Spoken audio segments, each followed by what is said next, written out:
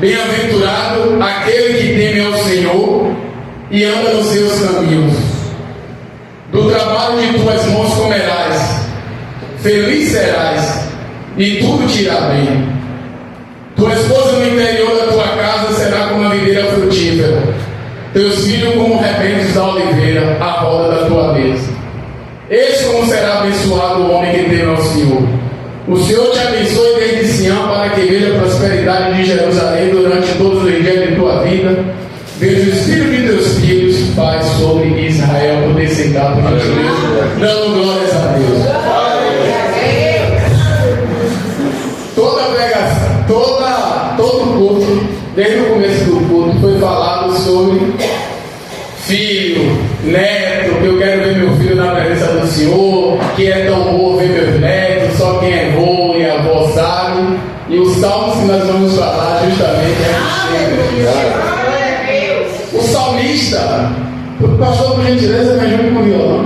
Eu sei, o Senhor não dá. O salmista, quando ele escreve esse salmo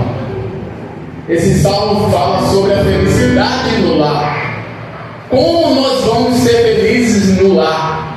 A esposa com o esposo com a esposa, o esposo e a esposa com seus filhos e seus filhos com seus pais. Fala também de prosperidade. Então, família, quem tem família sabe como é. Não é tão fácil como pensamos que é, mas é gratificante, é valoroso. Você está no meio dos seus familiares. Eu falo familiar, pai, mãe e filhos, porque família é família. Só que tem a família que você é gerado. É quando seu pai e sua mãe colocam você no mundo, que mora seu pai, sua mãe, você, seus irmãos. E às vezes vem um sobrinho, um primo, uma dó de alguém e uma pessoa que está precisando. E tem a família que nós geramos. É quando a gente se junta com alguém, e Deus disse o que? Uniciar, deixará pai e mãe, uniciar sua mulher e formará a sua carne. Daí a gente se ajunta com a esposa ou o esposo e tem filhos. Aí fica dentro de casa o pai, a mãe e seus filhos. É a família que nós geramos. E ele começa dizendo que bem-aventurado aquele que teme ao Senhor e anda nos seus caminhos. A palavra bem-aventurado significa feliz ou mais que feliz, ou seja, felicíssimo aquele que teme ao Senhor. A palavra temer ao Senhor significa respeito e obediência à palavra de Deus. É não temer a Deus, não ter medo de Deus, mas respeitar e obedecer à palavra de Deus. Será que nós obedecemos 100% a palavra de Deus? Será que nós respeitamos 100% a palavra de Deus? Não vamos esquecer que nós somos pecadores, mas que nós entregamos a nossa vida a Cristo e nós fomos redimidos do nosso pecado. Mas o João disse: aquele que disser que não peca, já se faz por mentiroso. Aí você fala, Wilton, você fala que será que alguém tem alguém 100%? Aí vamos para a Bíblia Sagrada. Salomão disse o quê? O temor do Senhor é o princípio da sabedoria, mas os loucos abandonam a sabedoria e o ensino. O começo de Salomão, ele vem expressando essas palavras, mas aí vem a caminhada, vem o meio, e no meio do caminho Deus fala para Salomão, o que você quer? Peça. Senhor, eu quero sabedoria. Muito bem, já que o Senhor não pediu riqueza nem nada disso, pediu sabedoria, vou lhe dar sabedoria, mas também vou lhe dar riquezas.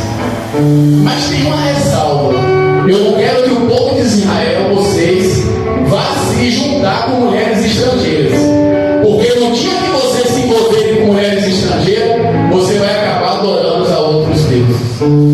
Salomão temia ao Senhor? Temia. E no meio do caminho aconteceu o quê? Salomão se desviou da presença do Senhor. Justamente ele foi se alinhar com mulheres estrangeiras. E depois que aconteceu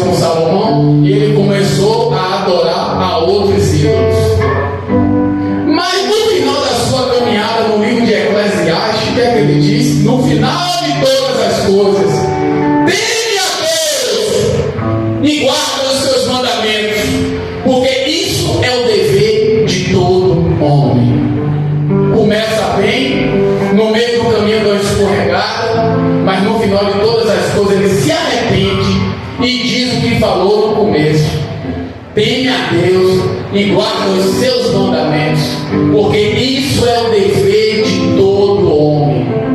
O que eu quero dizer com isso, igreja, meus irmãos em Cristo, que por mais que nós façamos para Deus, nós não somos perfeitos, mas nós temos que se aperfeiçoar naquele que é perfeito, que é o Senhor Jesus Cristo de Nazaré.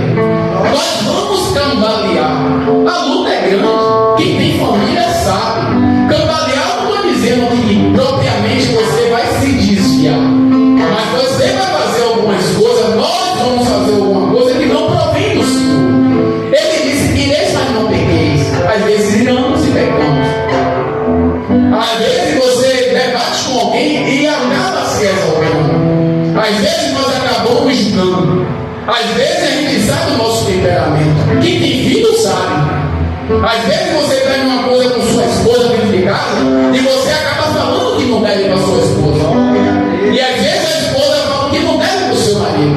Mas o mais bonito de todos é depois: meu filho, meu marido, meu esposo, me perdoe no nome do Senhor Jesus. Eu te amo. Eu falei aquilo porque não veio de mim. Aí ele diz assim para ela: ô meu amor, me perdoe também. Eu não queria dizer aquilo para você. Me perdoe no nome do Senhor Jesus Cristo de Nazaré. Eu te amo. Isso se chama arrependimento. E as coisas voltam ao normal. Falando de Salomão, depois eu vou falar agora, sabe quem? Moisés. Moisés era o mediador entre Deus e os homens. Moisés passou 40 anos no deserto, guiando aquele povo no deserto. O povo estava com fome, Moisés decidia maná do céu. Estava com sede, água. O povo não passava fome. No deserto comia cebola. No deserto era escravizado. Mas quando eles foram libertos, começou a comer o maná do céu. Mas mesmo assim, o povo murmurando. Viu vários milagres, mas ia numa boa, mas daqui a pouco murmurava. E a glórias a Deus, glórias a Deus, glórias a Deus, glórias a Deus, mas depois a murmuração em cima de Moisés. E o povo agora quer água. O povo vai se agrupar em cima de Moisés, para Moisés e Arão. Deus vai e chama Moisés para conversar com Arão e diz: olha, vai lá, fala para a rocha que a água vai sair. Moisés chega perto da rocha. Ao invés de Moisés falar, Moisés bateu na rocha. Moisés temia a Deus, mas desobedeceu nesse aspecto aí. Está vendo aí? Que mais que a gente tema a Deus, não quer dizer que a gente vai errar. Mas por que Moisés errou também? O povo murmurador estressando a cabeça de Moisés. E o estresse faz com que a gente faça as coisas que a gente não quer fazer. O estresse faz a gente falar coisas que nós não queremos falar. E ele estressado fez assim: pá! Saiu água. Mas Moisés foi salvo? Eu creio que sim. Como você pode falar isso? Ele entrou na terra prometida? Ninguém pode dizer que sim, nem que não, porque até hoje procura o corpo de Moisés. Mas o que você tem certeza? Eu vou lá para o Novo Testamento, na grande transfiguração da Moisés. Aí Pedro vem dizendo: Senhor, o Senhor quer que eu faça 3 tendas? Para quê? Para o Senhor, para Moisés e para Elias. Aí o Jesus fala para Pedro e depois disse: olha, não quero que conte isso para ninguém. Deixe isso por aqui mesmo. Então como Pedro viu Moisés?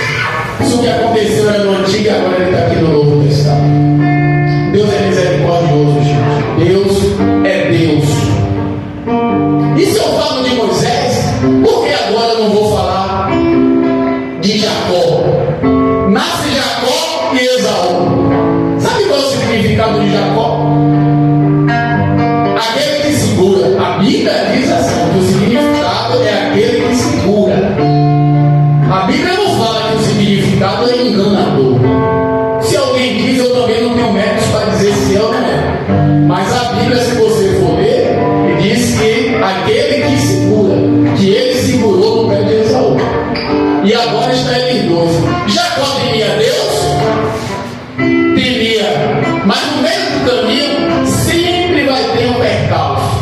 Porque nós não somos perfeitos, gente. Eu não posso estar aqui no púlpito passando perfeição, se desde quando eu não sou perfeito 100%. Mas eu tenho que passar a perfeição daquele que é perfeito, que é o Senhor Jesus Cristo de Nazaré. Eu não posso chegar aqui e querer passar tudo aquilo que eu não sou, mas eu tenho que passar tudo aquilo que Deus está me fazendo ser. Tudo aquilo que Deus está fazendo na igreja ser. Porque nós somos humildes, nós estamos aqui para aprender, passar uns para os outros. Porque que bom e quão suave é que os irmãos vivam em união. Glória a Deus. E agora chega Esaú. Esaú chega com fome. Jacó tinha feito um guisado, comida. Aí Esaú fala: me dá um pouco dessa comida, eu estou cansado, exausto, a ponto de morrer. É que Jacó diz: me dá sua primogenitura. Ele estava com fome e disse: o que vale a minha primogenitura? Me dá esse prato de comida. Esaú tinha escolha? Tinha.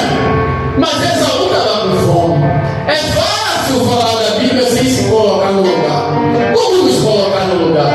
Quem aqui já passou fome sabe. Passou fome. Fome você fica com a sensação de desmaio. Fome você não consegue ficar em pé. Fome sua barriga começa a roncar. E as pessoas dizem: eu não gosto de galinha. Mas se vê uma galinha, come a galinha. Porque você precisa do alimento para suprir a necessidade do organismo. Então vamos para o lado dele. A fome fez com que ele fizesse isso na concepção que Deus colocou, na tábua do meu coração que eu estou expressando para vocês. E Jacó se aproveitou daquela situação. Eu sei que estava tudo destinado a ele, mas estamos falando dos fatos. Segunda coisa, agora Isaac chega e diz: Esaú, vá pegar uma caça, porque eu quero te abençoar, eu quero comer um pouco do guisado antes de morrer. A mãe de Esaú, Jacó, hoje diz: Jacó, vem cá, seu pai está querendo abençoar Esaú, vá na frente caçar, faça comida e vá levar para o seu pai. Aí ele fala assim: mas ele é peludo e eu sou lisa. Ela: não tem problema com isso, fique tranquila, você bota uma pele de cordeiro que ele vai achar que você está todo peludo. E ele disse: está tudo bem. Jacó teve escolha de dizer que não ia fazer? Teve, mas ele foi. Ele podia dizer: não, minha mãe, eu não vou. Mas ele foi porque ele queria. Ele já tinha feito da primeira e agora ele fez da segunda vez. E o pai dele, ele chega agora para Isaac. Isaac pega e diz: oxe, tão rápido, eu mandei você caçar, você já está aqui. Que rapidez é essa? Ele: é, mas eu estou aqui. Aí pegou o pelo dele e disse: é você mesmo, me abençoou. E daqui a pouco chega aqui Esaú: não, meu pai, não, o senhor mandou aí, eu estou aqui. Ele disse: ó, seu irmão veio na frente. E agora Esaú fica mais uma vez andado com Jacó. E ele queria matar o próprio irmão por causa disso. Cada um vai para uma terra, mas o interessante, mais de uma vez, passados os tempos, eles dois se encontram. Eles dois se abraçam e agora tem um arrependimento. Eles se arrependem, um abraça o outro e fica tudo na paz do Senhor.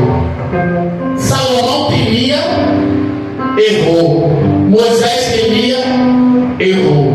Jacó temia, errou. José teve um grande sonho. José sonhou que os peixes se voltavam para ele. Depois ele teve um sonho que a lua, o sol e as estrelas se voltavam para ele. José vai e conta o sonho a seus irmãos. Qual foi o erro de José? Não segurar o que Deus falou para ele. E eu já quero falar aqui por meus irmãos em Cristo: a sua intimidade com Deus é sua de Deus. A intimidade da senhora e Deus é da senhora e Deus. A intimidade do pastor e Deus é do pastor e Deus. A intimidade do Senhor é do Senhor e Deus, é da sua esposa e Deus. A intimidade da senhora, irmã Eliette, a irmã Gui, o irmão, a sua intimidade com Deus é sua e dele. O do seu esposo é sua e dele. Nem tudo nós devemos abrir a boca para contar. Se você tem um sonho, tem sonho que você tem que guardar para você. Não é todo sonho que você tem que contar para o seu irmão em Cristo, para a sua tia, para a sua mãe, para a sua irmã, para o seu primo ou para a sua esposa. Temos que compartilhar com a esposa, mas tem coisa que é sua de Deus, é sua intimidade. Deus quer falar diretamente com você, guarde para você. Talvez o que Deus tenha para falar com você é para ajudar o seu esposo, e ele não pode saber. E talvez o que Deus tenha para falar com o seu esposo é para ajudar a sua esposa, ele não pode saber. Nem tudo você tem que compartilhar. E ele chega agora e ele vai dizer para os irmãos. Os irmãos resolvem o quê? Matar ele. Aí ele diz: joga na cisterna. Por que ele falou? Ele falou para jogar na cisterna para tentar livrar o irmão. Porque se ele não dissesse isso e quisesse afrontar os outros irmãos dele, os irmãos poderiam se voltar contra ele. Ele jogou isso de sabedoria. Não, joga na cisterna. Para que matar nosso irmão? O que vale matar nosso irmão? Porque os irmãos dele queriam matar ele, pegar a túnica, melar de sangue e dizer ao pai que ele foi comido por uma besta-feira. Joga na cisterna, pronto. Mas a cisterna não tinha água, o poço está vazio. Veio uma caravana, tira da cisterna, vende. Vende José. José vai lá para o palácio de Potifar. Potifar era o oficial do rei. Onde José dá, prospera tudo. E agora José acontece com o quê? A mulher de Potifar tenta pegar José. Aproveita que não tem ninguém no palácio, a Bíblia fala. Sabe o que ele fez? Ele fugiu.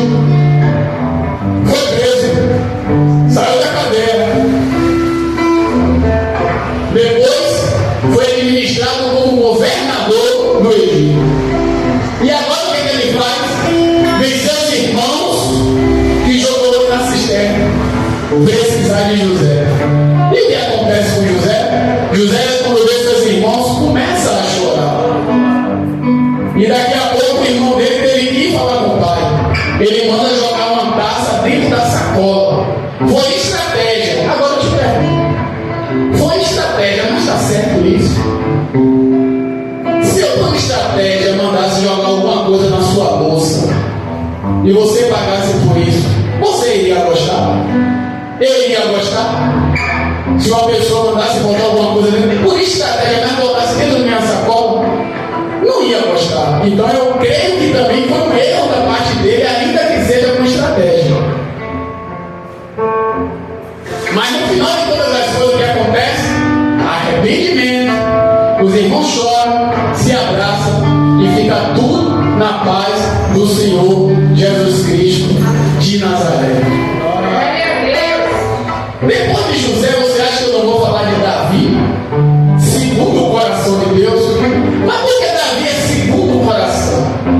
Livro de Atos, capítulo 13, versículo 27. Paulo narrando que Deus disse: está aí Davi, filho de Jessé, segundo o meu coração, que fará toda a minha vontade. Deus já tinha dito que Davi seria segundo o coração dele e que faria toda a vontade dele. E também é segundo o seu coração, porque Davi era um tipo de pessoa que quando ele pecava, ele assumia e não fazia mais. Isso se chama arrependimento, diferente de remorso. Porque às vezes a gente faz uma coisa que se não vai fazer mais, passa anos ou dias, faz de novo. Então não foi arrependimento, foi remorso. E Davi se arrependeu. Qual foi o erro de Davi? Davi manda o quê? Pega a mulher de Urias, tem relações com a mulher de Urias, engravida. Aí agora Deus manda o profeta Natan ir falar com Davi. Davi tinha 2 viajantes, tinha 2 homens na cidade, o rico e o pobre. O viajante agora vai na casa do rico. E o rico, ao invés de oferecer tudo que tinha na casa dele, manda pegar a única cabritinha do pobre para oferecer ao viajante. Aí Davi faz assim: olha, esse homem merece morrer e deve pagar 4 vezes mais. Davi, esse homem é você. Mas olha o que Davi falou: Senhor, pequei contra ti. Davi não ficou com conversa fiada. Ah, porque eu sou rei, porque eu posso. Ah, porque ela é mulher, porque é carne fraca, isso, nada disso.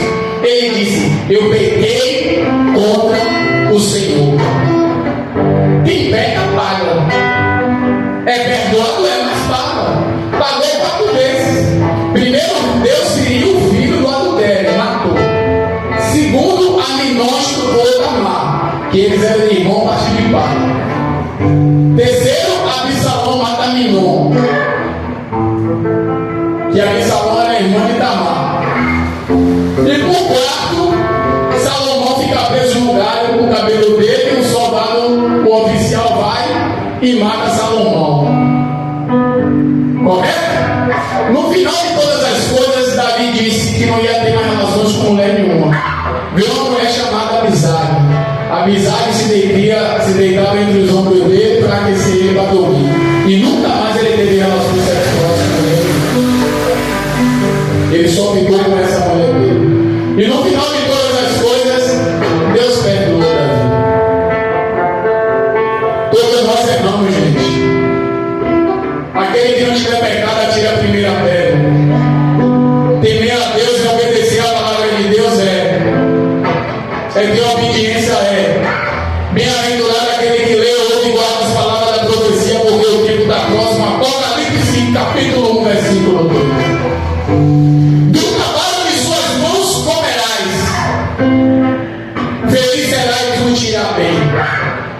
Do trabalho de suas mãos comerás. Adão e Eva desobedece. Adão, agora você vai viver na terra, e do trabalho de tuas mãos comerás.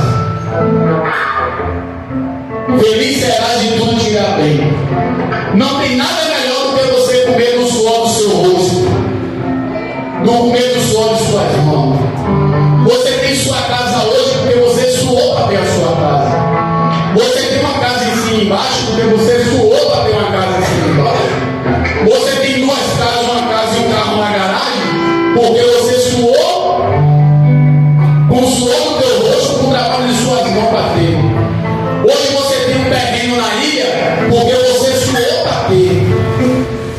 Hoje você tem condições financeiras porque você suou para ter. Não foi ninguém que te deu de mão beijada. E isso se chama prosperidade. Porque prosperidade não é só bem material, é aquilo que é espiritual. É você estar em paz aí com Cristo nesse momento, mesmo passando por lutas e tribulações, mas aquela paz interior de dentro de você. Então você é próspero sim, por você ter o bem espiritual e material que você obteve com o suor do seu rosto. A sua esposa no interior de sua casa será como uma videira frutífera. A videira produz vinho, produz uva. A uva produz vinho, suco de uva e geleia. Através da uva produz seus derivados. O salmista está fazendo uma comparação entre a mulher e a videira. Aqui foi falado de neto. A mulher, ela tem filho. Através do filho ela tem um filho. Através desse filho ela tem outro filho. Por isso que você é pai, avô, bisavô, tataravô, quadrisavô, vó, vovó, tataravô, tataravó e assim sucessivamente. Por quê? Porque geração vai, geração vem. Mas a palavra de Deus estabelece para sempre. E ele está fazendo uma comparação da mulher. Porque a mulher, meu amigo, a mulher faz comida, daqui a pouco ela está lavando um prato, tudo ao mesmo tempo. Daqui a pouco ela está enxugando o prato, ela sai mais na casa,